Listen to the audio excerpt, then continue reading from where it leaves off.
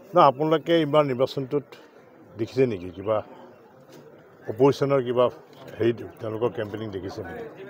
প্ৰতিদ্বন্দ্বী কোনো কেম্পেইনিং নাই।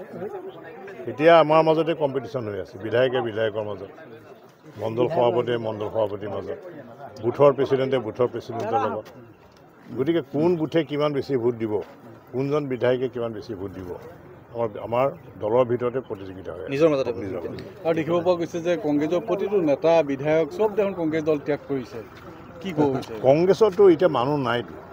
কংগ্ৰেছ দল ত্যাগ কৰিবই লাগিব, কংগ্ৰেছ শেষ হৈ যাব। কংগ্ৰেছৰ ৰাইজে কংগ্ৰেছক প্ৰত্যাখ্যান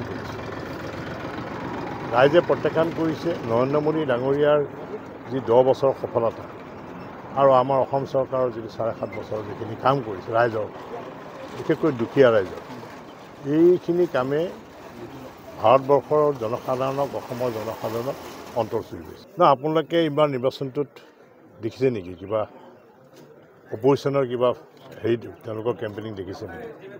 প্ৰতিদ্বন্দ্বী কোনো কেম্পেইনিং নাই।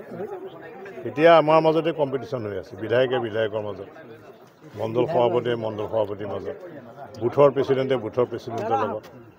গতিকে কোন বুথে কিমান বেছি ভোট দিব, কোনজন বিধায়কে কিমান বেছি ভোট দিব, আমাৰ দলৰ ভিতৰতে প্ৰতিযোগিতা হয় নিজৰ মাজতে। আৰু দেখিব পোৱা গৈছে যে কংগ্ৰেছৰ প্ৰতিটো নেতা বিধায়ক চব দেখোন কংগ্ৰেছ দল ত্যাগ কৰিছে, কি ক'ব গৈছে? কংগ্ৰেছতো এতিয়া মানুহ নাইতো। কংগ্ৰেছ দল ত্যাগ কৰিবই লাগিব, কংগ্ৰেছ শেষ হৈ যাব। কংগ্ৰেছৰ ৰাইজে কংগ্ৰেছক প্ৰত্যাখ্যান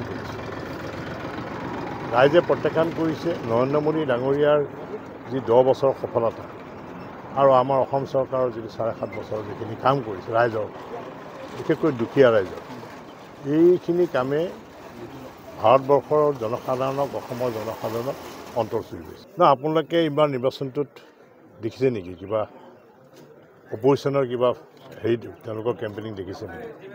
প্ৰতিদ্বন্দ্বী কোনো কেম্পেইনিং নাই। এতিয়া আমাৰ মাজতে কম্পিটিশ্যন হৈ আছে বিধায়কৰ মাজত, মণ্ডল সভাপতিৰ মাজত, বুথৰ প্ৰেচিডেণ্টৰ লগত। গতিকে কোন বুথে কিমান বেছি ভোট দিব, কোনজন বিধায়কে কিমান বেছি ভোট দিব, আমাৰ দলৰ ভিতৰতে প্ৰতিযোগিতা হয় নিজৰ মাজতে। আৰু দেখিব পোৱা গৈছে যে কংগ্ৰেছৰ প্ৰতিটো নেতা বিধায়ক চব দেখোন কংগ্ৰেছ দল ত্যাগ কৰিছে, কি ক'ব গৈছে? কংগ্ৰেছতো এতিয়া মানুহ নাইতো।